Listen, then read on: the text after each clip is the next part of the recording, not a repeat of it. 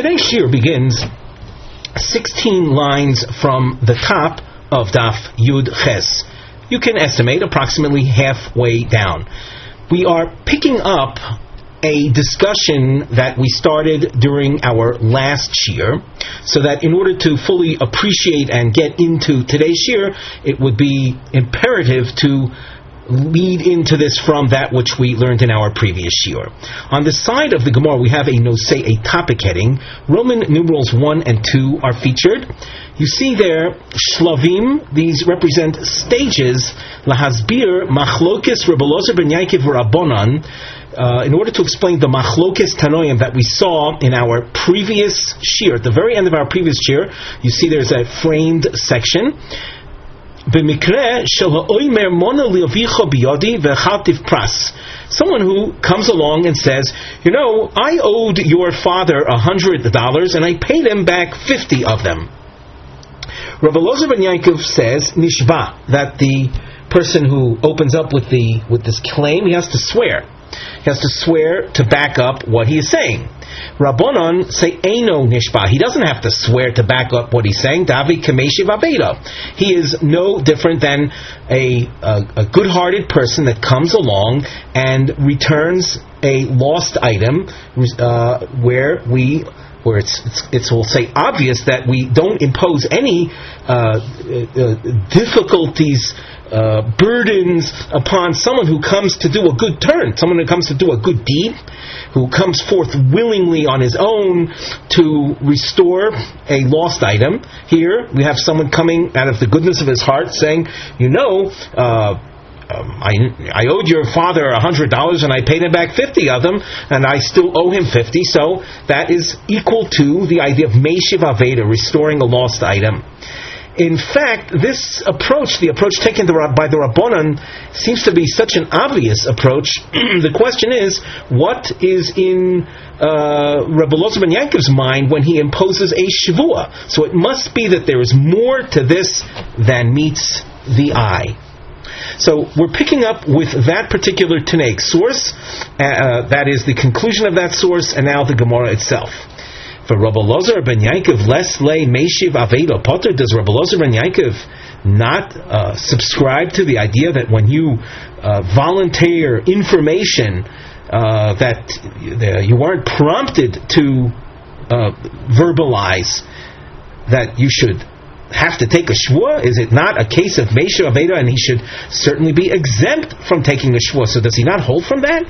Omar Rav. So Rav explains that the case that we saw in the Tanaic source isn't as, we'll say, innocent looking as we made it out to be, where a guy just popped out of the blue volunteering information, but rather betoyanoi koton, a minor came up to some fellow and says, don't you owe my father, or you borrowed $100 from my father, and because of that, it's not a case of meishiv aveda, of someone simply coming out of the goodness of his heart and volunteering information, and thereby ought to be exempt from a shvua.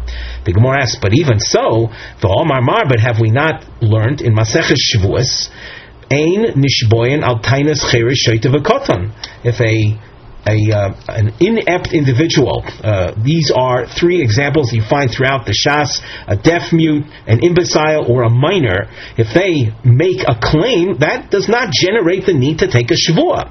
So still, even if you say to'an o kotan, why should that require a shvua as far as Rav Ozer ben Yaakov is concerned? The Gemara says, my kotan, what is meant by the word kotan? Godol. We thought that kotan meant a minor. No, he is an adult.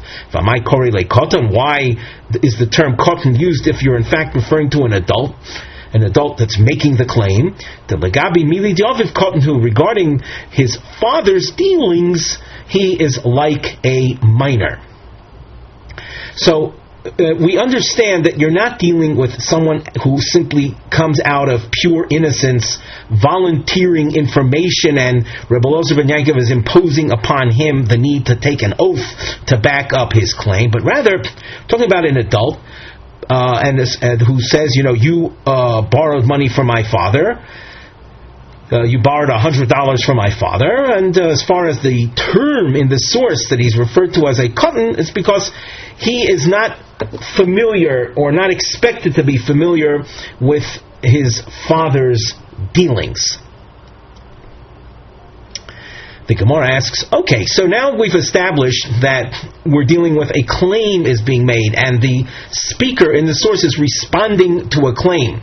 Yachi, Tainus Atzmo, in the original source, you can use an arrow, and you can align this with the arrow above, where you saw the source describing this situation as Tainus Atzmo, where someone comes forth on his own. But that's not the case anymore. Tainus Acherimhi. It's really a claim levied by someone else, by this son of the individual.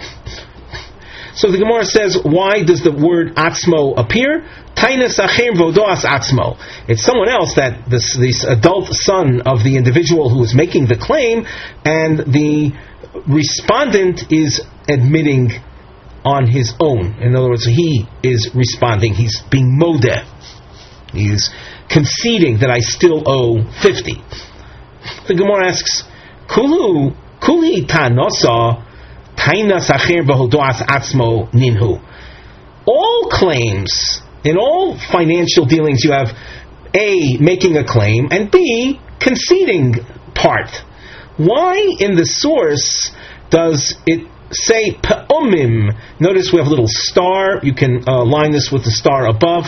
In the source it said that sometimes it comes out that a person has to swear al tainas atzmo. What do you mean sometimes? All claims are like this, where A makes a claim and B responds.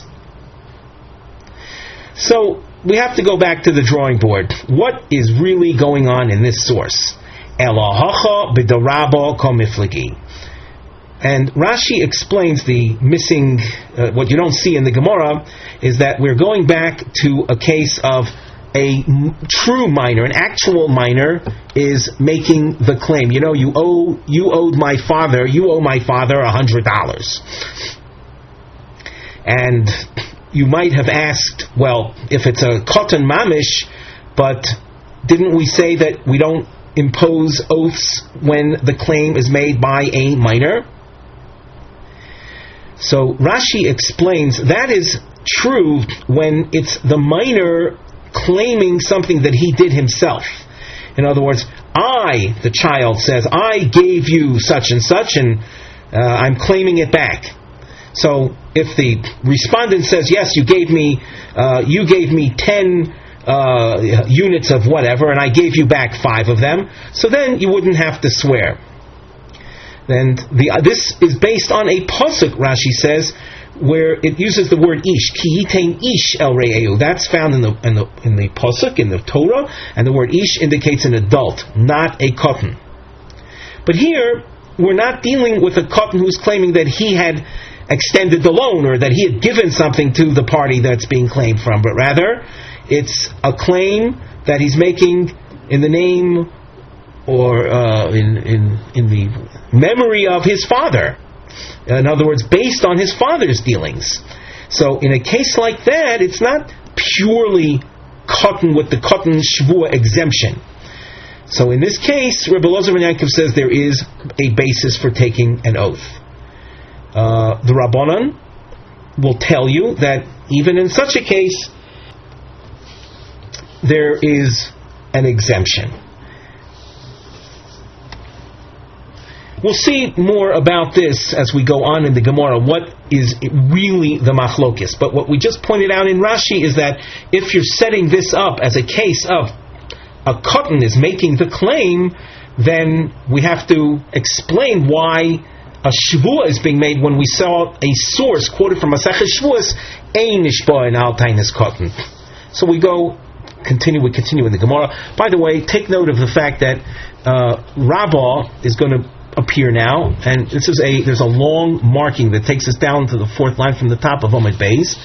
And also, we want to point out that this is a teretz to explain the machlokes tanoim. This is a long answer, and that's why you have a long answer marking. The Gemara. The point of difference, or the point of controversy between Reb Ozer ben Yaakov and the Chachamim revolves around Rabbah's teaching. Dioma Rabbah.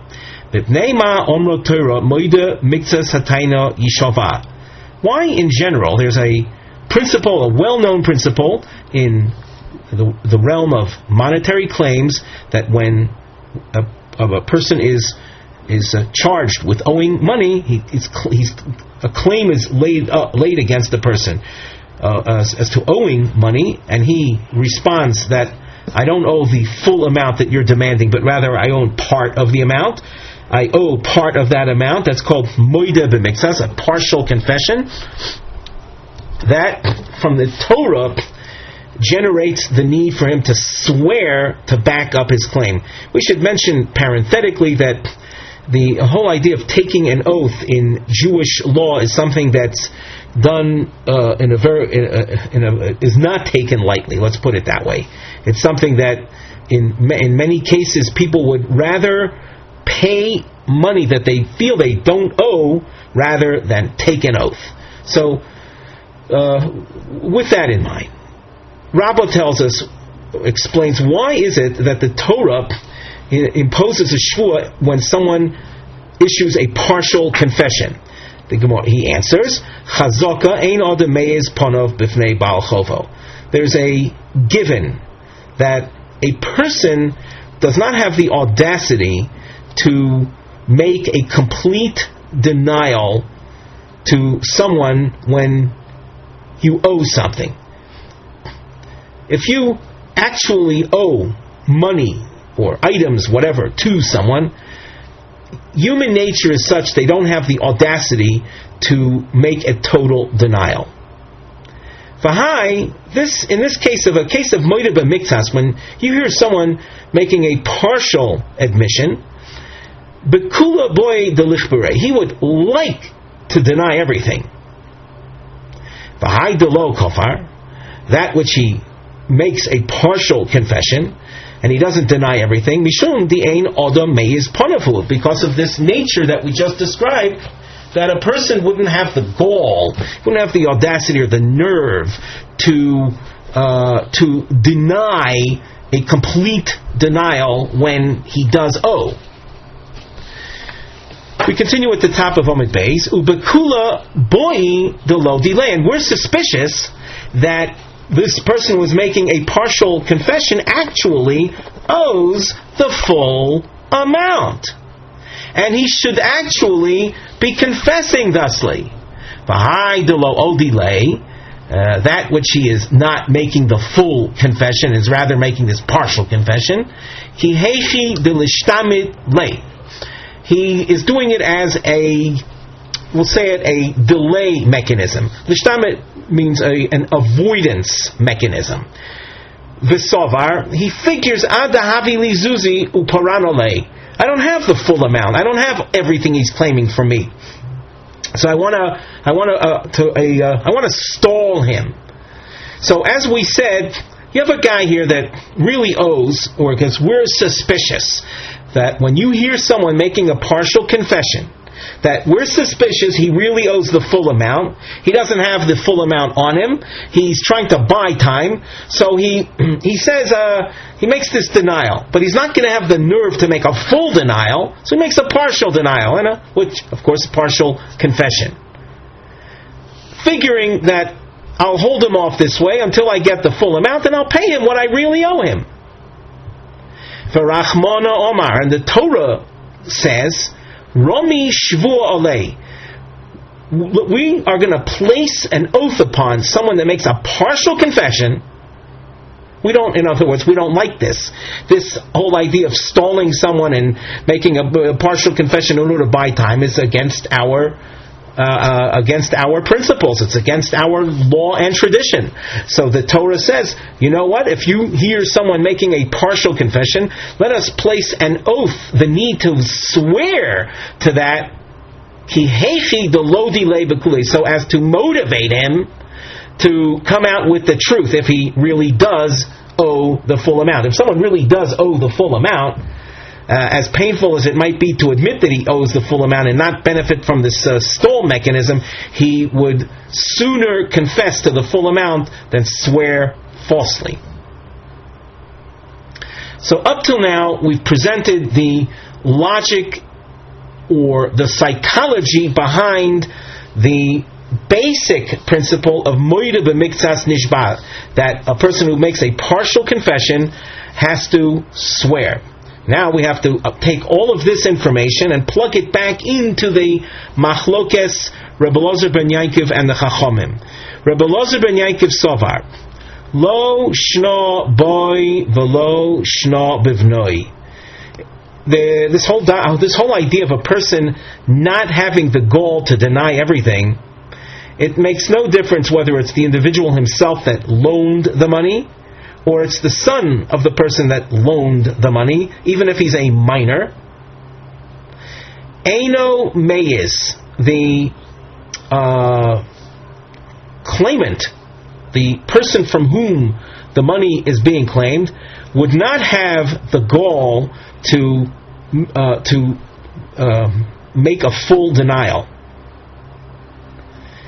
Vehilkoch lav meishiv aveido havi. Therefore, he's not considered someone who is volunteering information when he makes this partial confession. Even if it's the child, a minor, who is making the claim, you owed my father $100, this guy is not going to have the nerve to say, I don't owe him anything. So when he says, I owe him $50, we are suspicious that maybe he owes the full amount. And therefore, we impose a shvu on him so that he comes out with the truth. V'Rabbanan Savri. The Rabbanan who said that in this case he's exempt from swearing, they hold boy hu the eino meiz. In a case where it's the individual himself that extended the loan, a person would not have the nerve to make a full denial. So that when he says, I owe him only 50%, this arouses the whole thought and suspicion that we elaborated on before. Avol bivnoi meiz. However, if it's a son of the person, and Rashi adds, even if they happen to be an adult, but it's not the person who did you the favor by loaning you the money, but it's his son. If let's say you wanted to be meiz, to be bold and deny everything, but let's say you really did owe the whole amount, but you were interested in this stall mechanism, he would have the nerve, he would have the audacity to deny everything. Umidelo heiz. And in our case, where we see the fellow from whom the money is being claimed is admitting that I owe 50%. He's modeh b'miktsas. Is he a schemer? No. He's a nice guy, because if he was a schemer trying simply to buy time in order to get the funds together, he would have denied everything. So the fact that he is not denying everything but admitting that I still owe him 50%, Meishiv Aveido Havi, is viewed as someone that's returning a lost article. And just like someone who comes on his own voluntarily returning a lost article would not have to swear concerning the item he found, that this is everything I found, and he doesn't have to say anything, he doesn't have to swear to back up whatever he has to say. Likewise over here, where the guy is nice enough to say, I still owe your father $50, we have to appreciate that as the truth, and no need to impose a shvu on him, and he's no different than a meishiv aveido, and therefore no need to impose an oath. Because if he were, let's say, a schemer, he would have denied everything in order to buy time. But he's not. And therefore, no need, according to the Rabbanan, to take a shvuah. Once again, according to Rebbe Ozer ben Yaakov, he would never have denied everything. And therefore, even when it's the son that's placing the claim, even if it happens to be a minor son that's placing the claim, we still have to consider that that he's a schemer, and therefore he has to swear to back up what he is claiming, that he owes only 50%. Now, just for the sake of detail, why did the original source say that sometimes a person is nishba on tainus atzmo, when in fact we're dealing with a case where the child of the individual was making the claim? It wasn't someone coming forth on his own making a statement. So why does it say tainus atzmo? So Rashi explains, because in general, when a child makes a claim, certainly when it applies to himself, it doesn't have any substance to it. So it's as if there's no one making the claim because of its insignificance. But nevertheless, the case does involve a cotton making the claim. We continue with the new Mishnah. Before we do so, we glance at the side. We have a topic heading, the nosei, Peh she'osar peh shehitir, benogea li'edim sheheidu ksav yodeinu hu zeh, elo shelo hoyinu ru'uyim lachtom. We've discussed till now this type of claim that a person makes that's called Peh she'osar peh shehitir. A person whose claim seems to be very strong because he opens up with something with information that might be viewed as negative, as injurious, and then follows it up with additional information that counters it, that balances it out, making it favorable. And we saw that already. Peh she'osar peh shehitir. We're going to now apply that idea to witnesses that confirm that the signatures on a document are in fact theirs. So they're acknowledging that these signatures are our own signatures. However, and then they add information that would basically neutralize the validity of the document that they signed on, claiming that we weren't fit to sign when we did sign. So we're not denying that these are our signatures, but we're adding information that the signatures were made under special circumstances that would have, considered us unfit to sign. So now the Mishnah. Ho'edim she'omru ksav yodeinu hu zeh. And it's also worth pointing out that without their speech, we would not have been able to verify the signatures. It's not as if the signatures were visible or appeared on other documents. We know the signatures to be theirs only because they're saying so.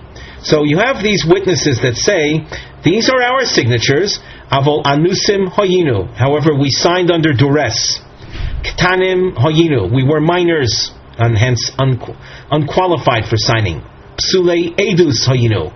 We were disqualified. We were relatives, or we were gamblers, people that are unfit, unqualified for signing documents. Harei elu ne'emonim. Well, with this information, we believe what they're saying, and then the shtar, the document upon which their signatures appear, would lose all significance. When we speak about documents, we can speak about loan documents, documents that confirm a loan having taken place, or bills of sale. We continue in the Mishnah. V'im yesh edim shu ksav yodam.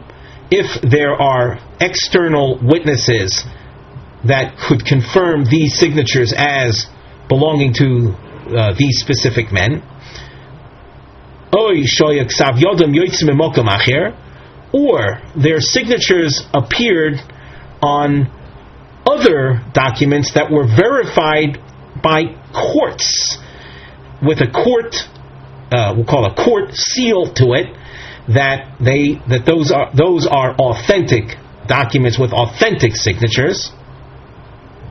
And then when we take this document that's in question and compare it, we see that the signatures match. That's the case of Ksav Yodam Yotzim U'Malkam Acher. Their signatures appear on an outside source. Einon Ne'emonim.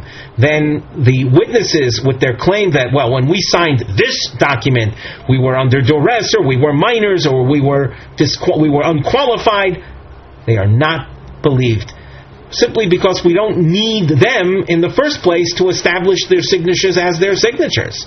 So you don't have that element of Pesha Osar in this case. Now, as we go on in the Gemara, you notice a marking scheme with numbering. On the side, under the Mivneh heading, a diamond appears, and we also indicate Roman numerals 1 and 2. These are Shnei L'Shoinois B'Romi Bar Chama, two versions of Romi Bar Chama, Shemechalek Bein Sugei Ones, in which a distinction is made between different types of situations of onus. Onus, we can say duress, extenuating circumstances. They are as follows: Machmas Momon, Machmas Nefoshes. A person is under duress because of some type of financial threat, where they're threatened, if you don't sign this document, then we're going to take away your property. Or where they're threatened that if you don't sign this document, we're going to kill you. Now the Gemara. Omar Romi Bar Chama Loi Shonu. This is a qualification of the Mishnah. The Mishnah said that if Ksav Yodam Yotzim Mimokam Acher, if their signatures appear on another document that was already verified in court, then they are not believed when they say they were anusim, that they were under duress. So that idea that they're not believed is lo shonu lo shomru anusim hayunu machmas mamon, that we were under the threat of financial loss if we wouldn't sign. Why are they not believed? Because if we would be believing them, these people are in effect declaring themselves to be Rishoim, to be wicked. In other words, to lie in order to save money. You're not allowed to do that. So, if we were to believe them, then we would in effect be establishing them to be Rishoim. And there's a principle in testimony: Ein Odom Oisa Atzmoi Rasha. A person, since a person is considered related to himself, information that he says about himself, which leads him to become a Rasha, is not accepted. You can't, for example, relatives cannot testify, and you are considered related to yourself. And here, because of this principle that you are Odom Korov Eitzel Atzmo, the Ein Odom Eisim Atzmo Rasha, so you are not believed. So as far as we're concerned, there is no duress. Avol, if these witnesses say Anusim Hayinu Machmas Nefoshes, we signed because we were under the threat of life, Harei Elu Ne'emonim, they are believed, even if these signatures appear on other documents. That does not prevent the witnesses from telling us that when they signed because they were under life-threatening circumstances. In other words, the owner of this document that insisted we sign it threatened our lives. Omar Lei Rava. There's a question that lasts a number of lines, and he asks, Kol Kamine, do they have the power to basically undo this document through this information? Kevon shehigid shuv eino chozer umagid. Once they say that these are our signatures, or once we are able to establish that these are veritable signatures by virtue of the fact that they signed another document, that, in effect, is their testimony verifying the signatures. Once again, the fact that their signatures appear on other documents that match this one, other documents having withstood the test of court scrutiny, that is tantamount to testimony that the signatures on this document are honest signatures. So once witnesses say testimony, they can't then say additional testimony that would undo their previous testimony.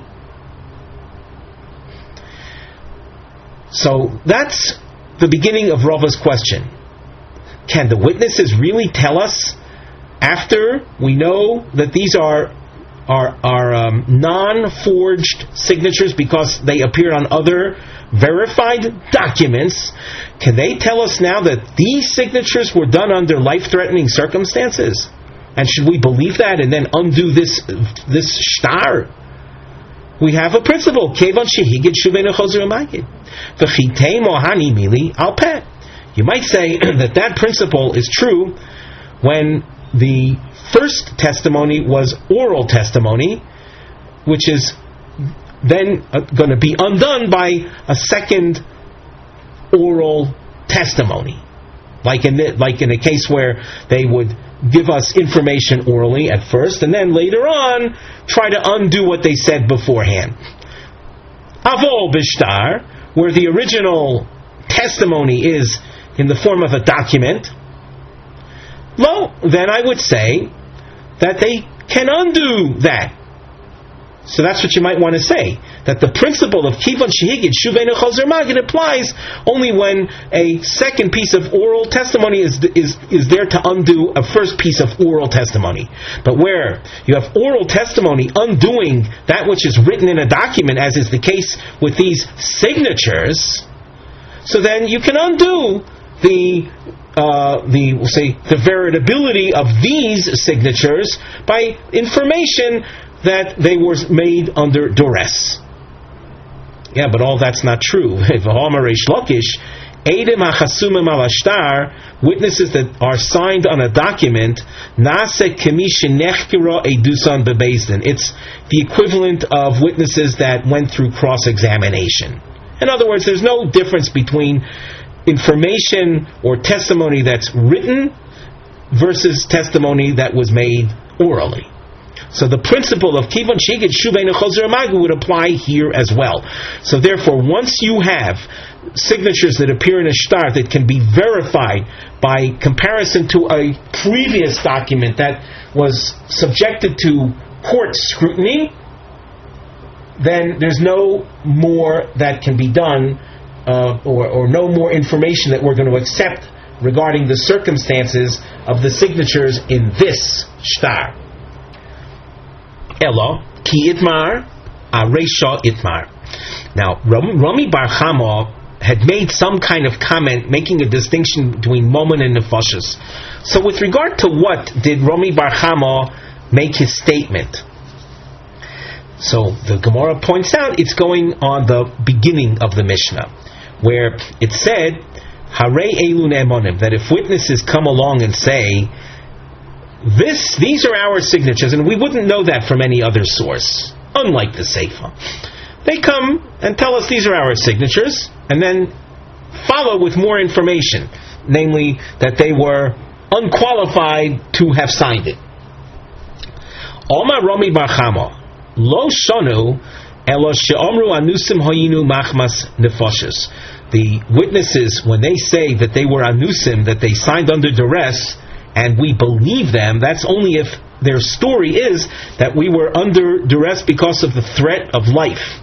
Avol omru anusim hoyinu machmas momon. Yes, we signed, but we were under financial threat, and that's why we signed. Ein ne'emonim. They would not be believed. My taimo. Why are they not believed? Answer: Ein odom mesim atzmo rasha. A person is not believed to make himself into a wicked individual. And to say that you signed a lie because you were under financial threat, basically is saying, I'm a liar. And you're not believed when you say that about yourself. If we look in Rashi, right under the Gemara, the third line under the Gemara, third wide line, Eino Mesim Atzmo Rasha, Eino Nemon Lifso Es Atzmo Mecheskos. A person is not believed to alter his status. To alter his status. A person is given the benefit that he is an honest individual. That's the given status that a person has. For you to come along and alter that, you're not believed. The korov hu eitzel atzmo. You're considered related to yourself. The korov pasul liedus, and a relative is unfit to testify. Brother cannot testify about his brother's activities, so all the more so you cannot testify about yourself when the testimony is designed to change your status from what is perceived as an honest individual to a liar. Before we continue in the Gemara, we have a topic heading, no say, on the side. Shitas Rabbi Meir, shecholek al Mishnah Seinu. We're going to now see the opinion of Rabbi Meir, who has an opinion that is at variance with our Mishnah. V'sover di'ein pesh osar pesh yitir legabi edim hameidim al chasimoson. The concept of pesh osar pesh yitir simply does not apply with regard to witnesses that testify concerning their signatures.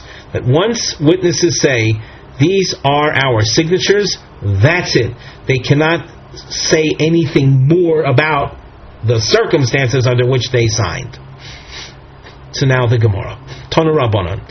Ein ne'emonim leposlo. Divrei Rabbi Meir. Unlike the ratio of our Mishnah, Rabbi Meir says they're not believed when they tell us information that would disqualify the document.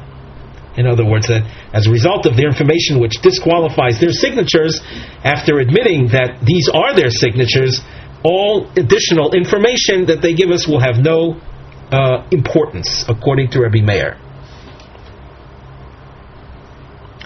The Chachamim, like in our Mishnah, say that witnesses are believed, so that when witnesses say these are our signatures, but we signed under duress, hence making the whole case, the whole deal, or whatever is represented by that document is invalid, they are believed. The Gemara continues now with an analysis of this Machlokes Tanoim. We're going to be focusing on Rabbi Meir with basically a long question on in trying to understand Shitas Rabbi Meir. This long question, note, goes to the second line from the top of Daf Yutes. Bishlamah the Rabbanon. I understand, according to the Rabbanon, that they're believed. Ki Tamayu, based on their principle. Shapesh Osar Hu Apesh Yitir.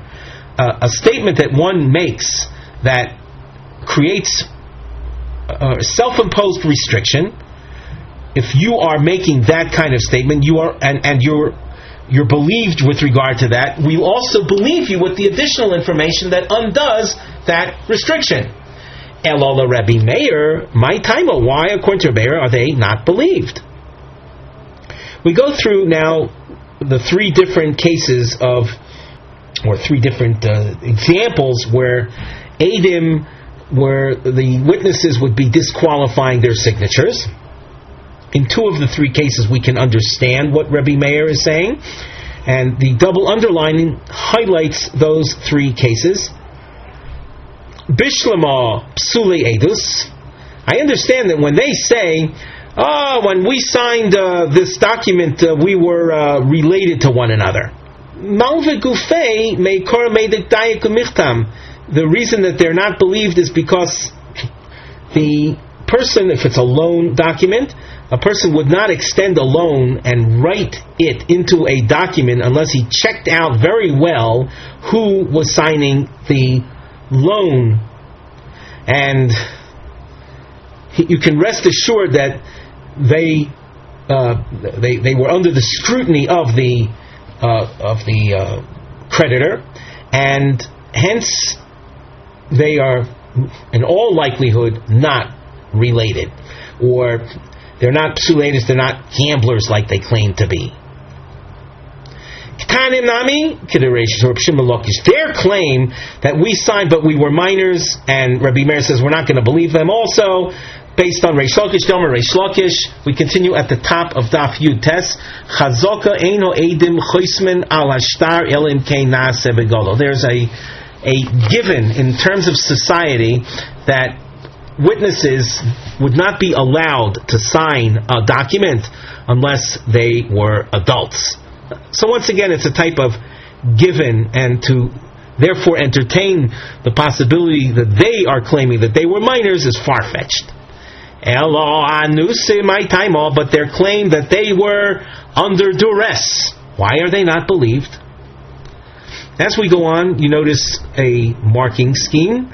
Triangles appear, and on the side, under the Nosei Mivneh heading, these are Hezberim L'Shitas Rebbe Meir. These are explanations for Rebbe Meir. The Eidim Shamru Ksav Yodenu Zeh Aval Anusim Hayinu Einom Ne'emanim. Witnesses who say, yes, these are our signatures, but we signed under duress, they're not believed. Well, why not? The Gemara. Omar Rav Chisda, Kosover Rebbe Meir, Eidim She'omru Lahem Chasmu Sheker V'al Te'aragu, and here we're going to see something that is actually shocking, and I think you'll see that as far as the Gemara itself, they were shocked by this explanation, but we have to play along, though it's going to undergo a change later. What's the shocking explanation? Rav Chisda says that Rebbe Meir holds that witnesses that are threatened with either sign a lie or be killed, Rebbe Meir would hold that Yahargu v'al yachtemu sheker, that you have to give up your life rather than signing a lie. So for them to have said, we didn't cooperate with the halacha.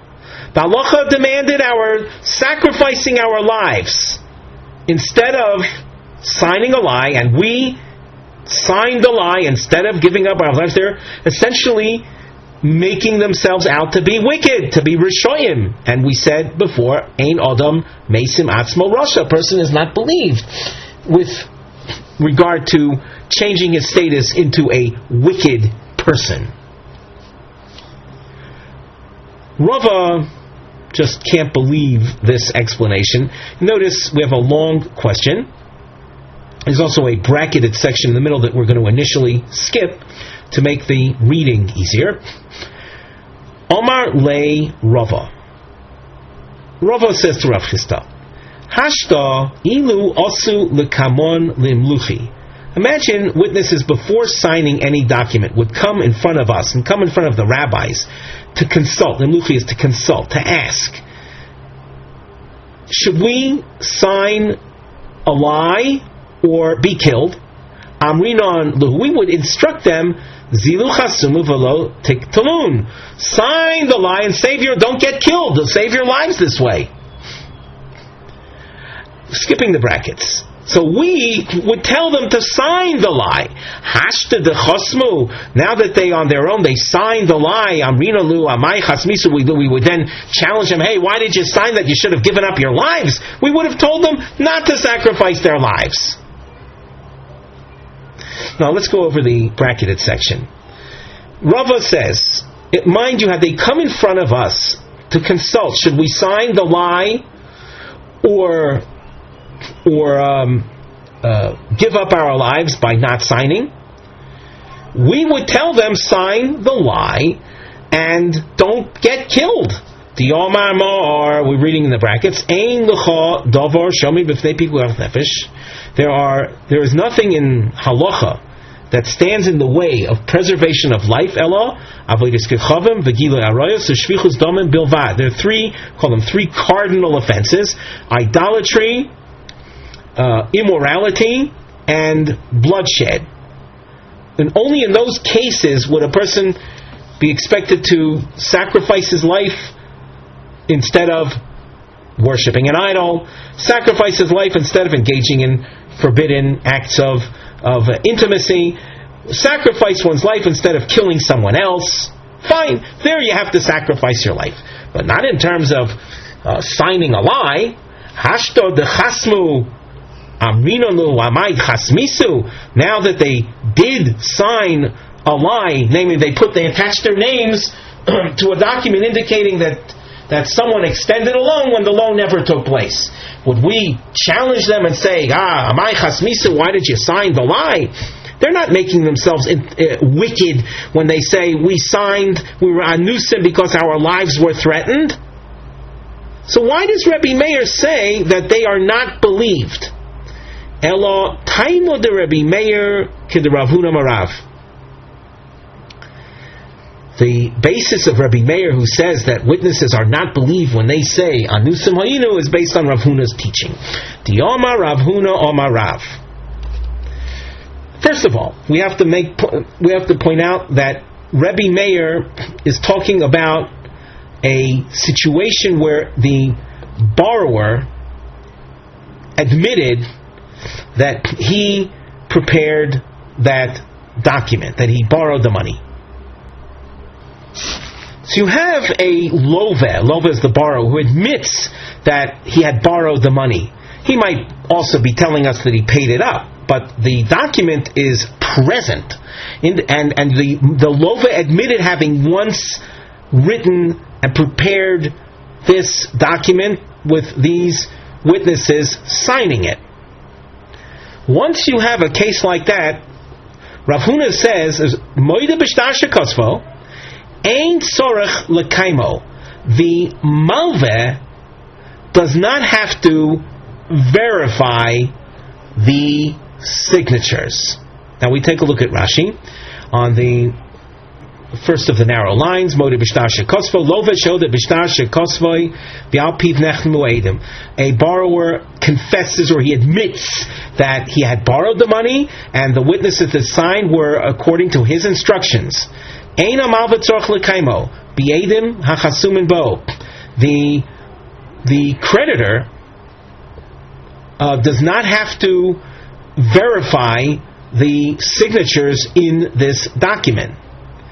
She'ein halove shuv ne'emon lomer parativ. The borrower is no longer believed to say, I paid it up.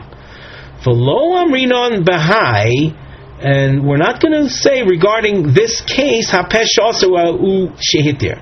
The Mekivan Shomar kosher hoya. Once the lova says that this was a kosher loan document, hare huchsuk ashtar, the shtar has been, that is the verification of the shtar, the chiomar parativ, and when he says, I paid it up though, lo mehemon, shari biyad hamavehu. What do you mean you paid it up? Well, what's the document? It's still intact in the hands of the creditor. Rabbi Meir nami di omar ein nemonim leposlo.